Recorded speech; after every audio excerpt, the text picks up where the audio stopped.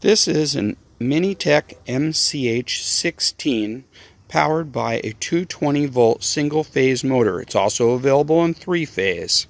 You can tell that it's single phase because there's 2 hot wires and the yellow green wire is a ground. It is also marked 220 single phase in both of these locations. Before starting the compressor, you would check your oil level. It should be at least halfway up on the bubble behind the filter tower.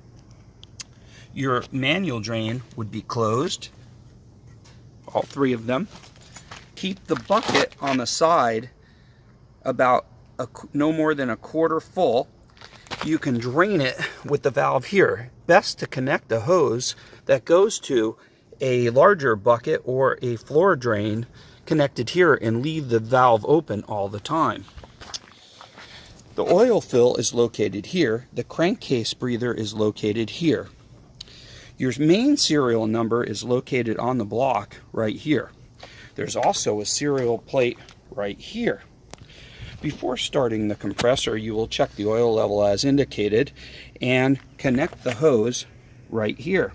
This will be a high pressure hose rated to at least 5,000 psi.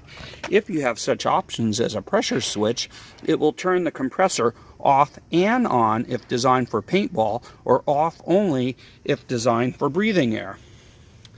If you have the option of an auto drain, it will drain the condensate every 8 minutes for 4 seconds. If you do not have an auto drain, you will have the drains located here, and you will need to drain the manual drains every 8 minutes.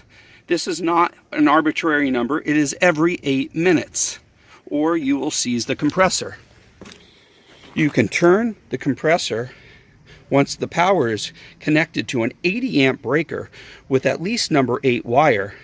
You can turn the compressor on to auto restart, and it will pressurize your storage tanks up to 4,500 psi or 4,700 psi if that's what your pressure switch is set for and labeled.